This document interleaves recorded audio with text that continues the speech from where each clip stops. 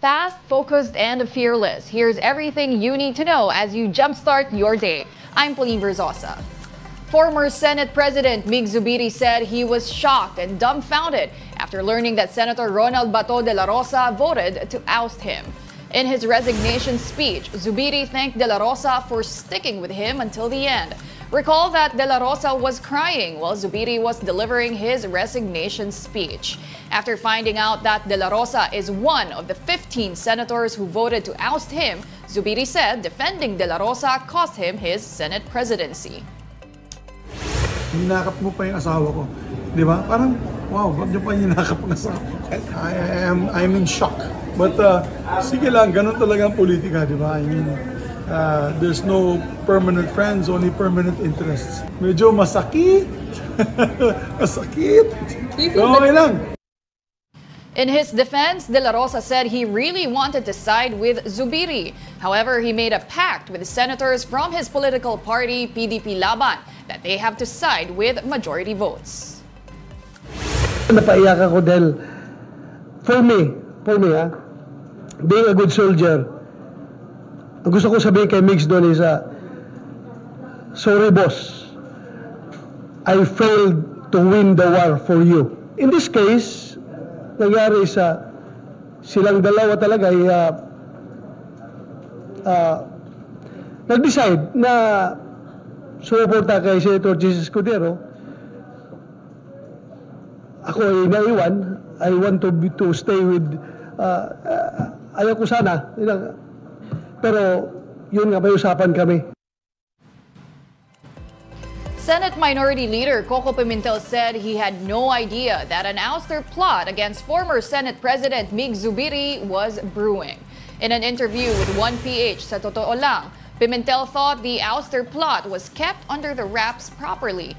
He said he only found out about it from other people. Pimentel and Senator Risa Ontiveros did not vote in ousting Zubiri as Senate President because they are part of the minority bloc.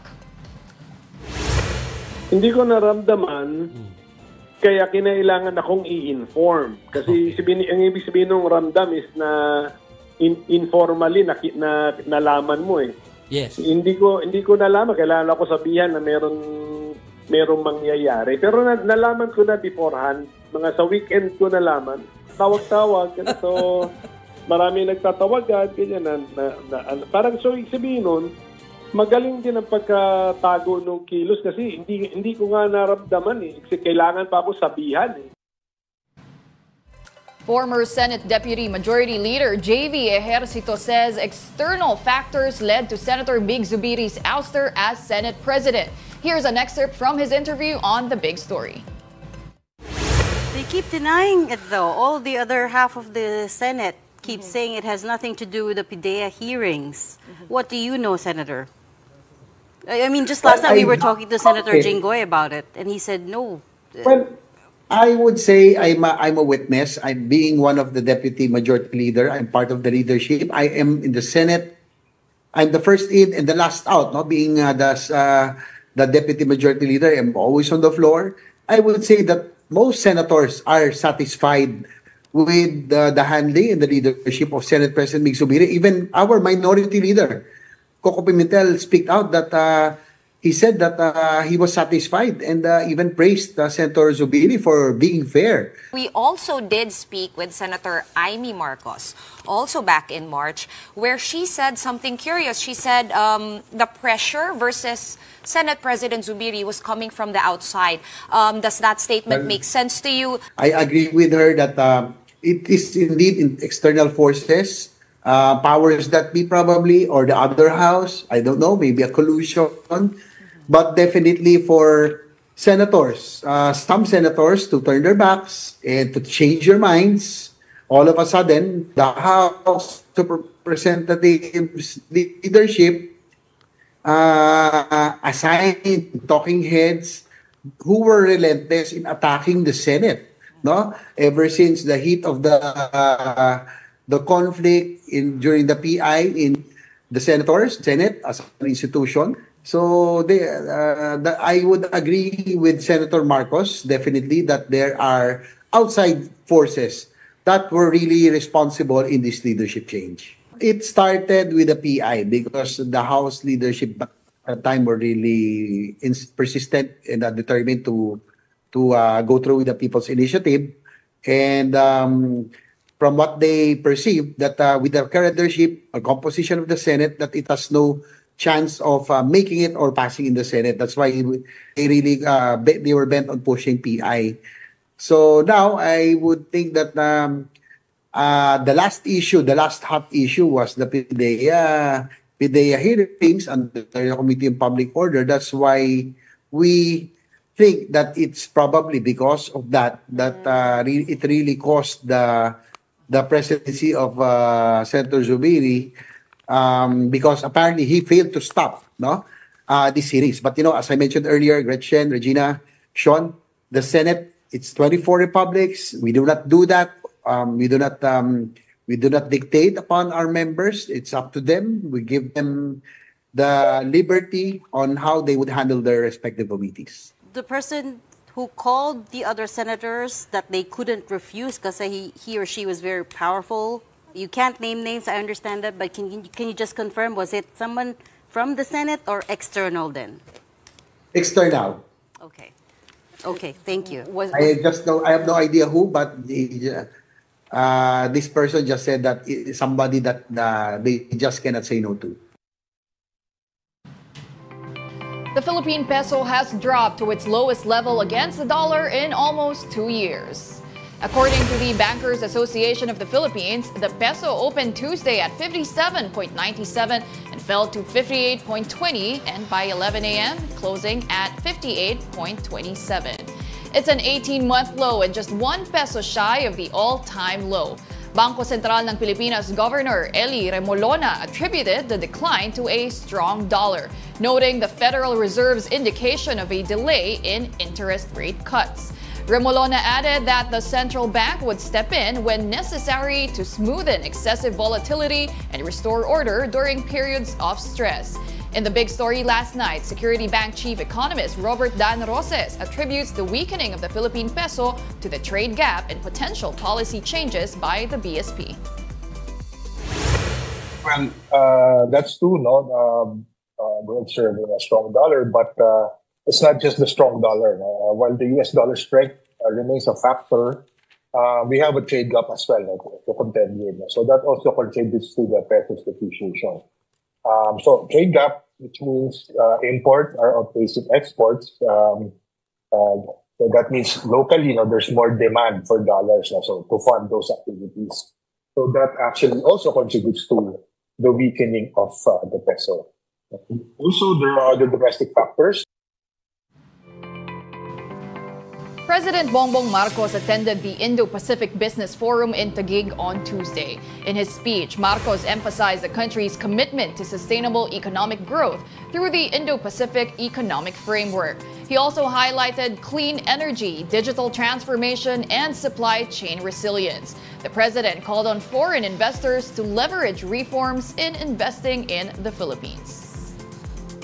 Senator Bato de la Rosa explains that his decision to vote Senate President Mig Zubiri out was a party deal to abide with the majority. The Philippine Star quoted him as saying, quote, "Sorry boss, I failed to win the war for you," addressed to Zubiri. Meanwhile, Business World reports that the Philippine peso closed at the 58 per dollar level for the first time in over 18 months on Tuesday. The Bangko Sentral warns that it will intervene in the foreign exchange market when necessary to smoothen excessive volatility and restore order. And still bring an umbrella wherever you go. It's not just for the rain, but also for today's heat. According to Pag-asa's monitoring, light and scattered rains are still possible across the country due to the prevailing easterlies. However, this doesn't mean it will feel cooler. The agency predicts that over 40 locations in the country will experience danger level heat index today. The highest heat index is expected in Apari, Cagayan, reaching up to 47 degrees Celsius. This will be followed by Lawag, Ilocos Norte, Verac, Catanduanes, and Rojas City, Capiz.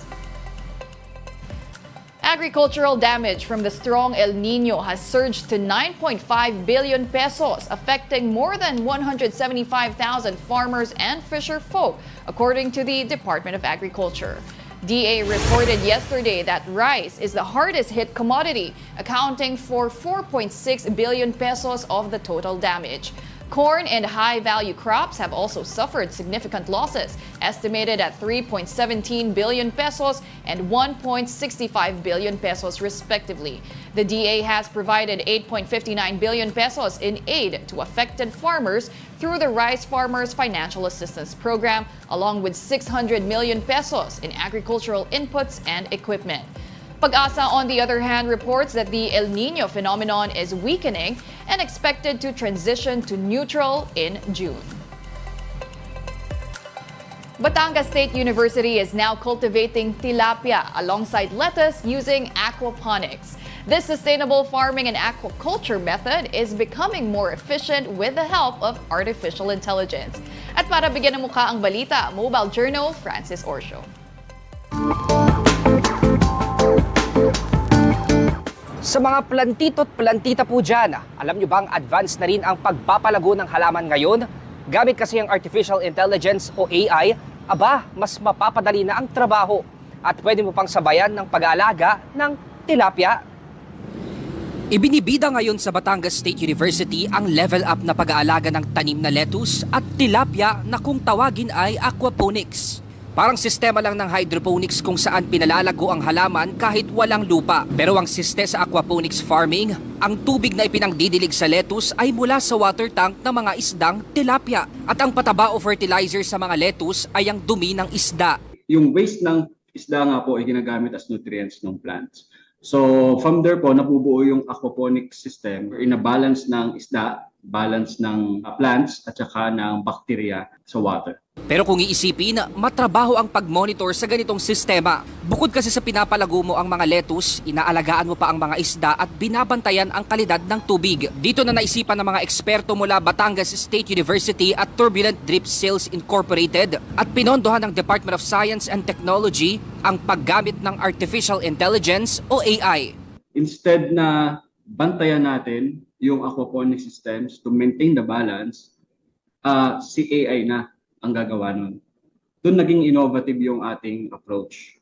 Dito ay may mga monitoring devices na ginagamit para mapabilis ang pagkalap ng datos pagdating sa kalidad ng tubig, dami ng dumi mula sa tilapia at nutrient composition ng tubig na ipinangdidilig sa lettuce. Ang paggamit ng AI sa aquaponics farming ay nag-iisa at kauna-unahang sinimulan ng Batangas State University. Matipid din daw ito sa tubig na mahalaga ngayong tag-init at may El Nino pa. Bukod kasi sa mababa lang ang demand ng lettuce sa tubig pandilig, naaabot lang sa 20 liters kada taon, nare-recycle pa ito pabalik sa water tank ng mga alagang tilapia. Kung sa lupa mo siya itatanim, magdidilig ka, yung tubig noon, saan pupunta? Magsisip na yun sa ilalim ng lupa. Imagine in this system na yung tubig na hindi kailangan ng plants ay bumabalik sa isda. Very water efficient po ito.